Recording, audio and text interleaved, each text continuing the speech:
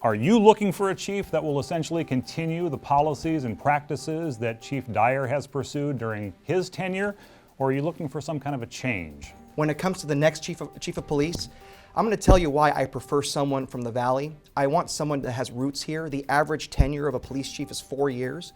It's nice to have someone who's going to stick around. You know, we've gone through a few fire chiefs recently. I do like the fact that Jerry Dyer has a definite the history with the Fresno, the history with crime rate in the area. I think we need to hear more of what he wants to do and hear and compare that to some outside people as well. Certainly Chief Dyer, although he has been an excellent chief at dealing with some kinds of crime, does not have all of the best ideas in the country.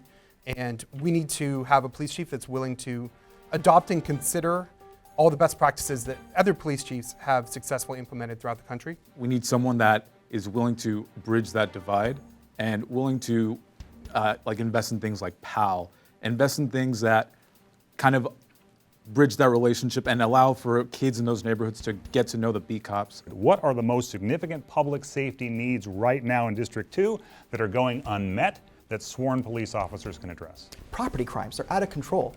Smash and grabs. You know, you leave your car unlocked, then maybe they're not going to smash your window, but they're going to take your stuff. When we catch someone, they need to go to jail. The problem is we keep releasing people from jail, and that's a statewide issue. So more police, more arrests, that's what you're looking for? Well, more accountability, absolutely. These guys are so busy only responding to 0 and priority 1 calls, and there is not enough officers, not enough resources, not enough of the community service officers, and not even dispatchers, enough dispatchers to take all the calls. I've heard a number of reports from people that there are cars that actively follow the delivery vans in Northwest Fresno and steal the parcels.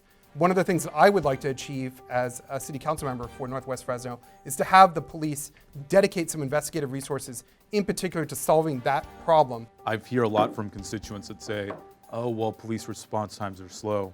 And they just don't feel that sense of safety that your neighborhood officer should bring. I'm probably gonna have to push for like another, like a police, a satellite station in that area. Who up here is going to support a tax increase for new police officers? Show of hands?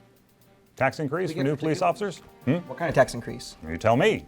How do we fund new officers? We pay so many tax dollars to the federal government.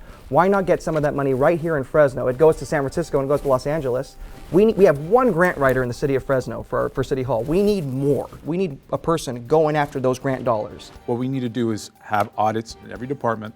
That'll shore up a lot of cash, and we can use it to either fund new police officers, invest in our parks, or invest in other things that our city needs. I have experience in bringing grants and federal funding towards different programs that we get involved in. My company is a federal contractor.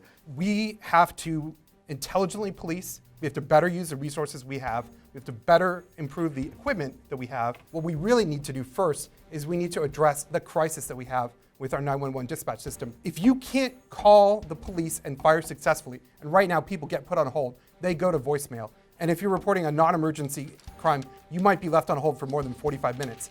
If you can't reach the police or fire, it doesn't matter how many officers we have, because you'll never get through to one of them.